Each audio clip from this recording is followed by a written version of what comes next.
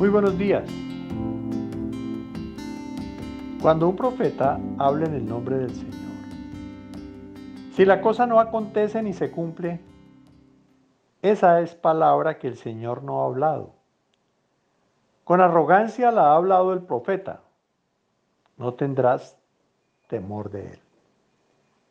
Deuteronomio 18 del 20 al 22. Es increíble, sorprendente, el número de personas y maestros de la palabra que caminan por doquier haciendo profecías en nombre del Señor. Pero más sorprendente aún más, el número de personas que escuchan y creen en dichas profecías. La palabra de Dios es suficiente para realizar la obra de Dios y es en esa palabra donde encontramos las directrices para creer o no creer.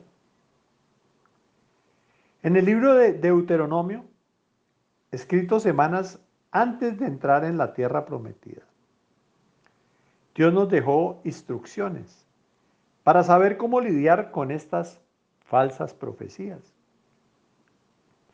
En este libro encontramos las siguientes palabras. Pero el profeta que hable con presunción en mi nombre una palabra que yo no le haya mandado hablar, o que hable en el nombre de otros dioses, ese profeta morirá. Y si dices en tu corazón, ¿cómo conoceremos la palabra que el Señor no ha hablado? Cuando un profeta hable en el nombre del Señor, si la cosa no acontece ni se cumple, esa es palabra que el Señor no ha hablado. Con arrogancia la ha hablado el profeta. No tendrás temor de él. El falso profeta no conoce la palabra de Dios y como no la conoce, vive predicando de su propia invención. Lamentablemente, como el corazón del hombre tiene una capacidad extraordinaria para crear falsedades, esas profecías jamás terminan. Por eso, si hay algo que debemos pedirle al Señor en este tiempo, es discernimiento por medio de su palabra y por medio del Espíritu Santo que ilumina nuestro entendimiento. Cuando esas profecías que escuchamos no se cumplen, la Biblia dice que ese es un falso profeta.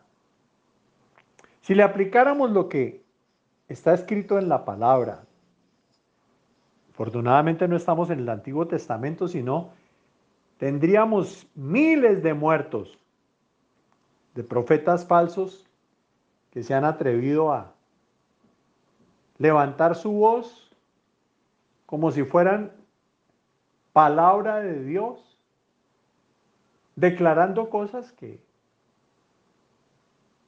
no se cumplen.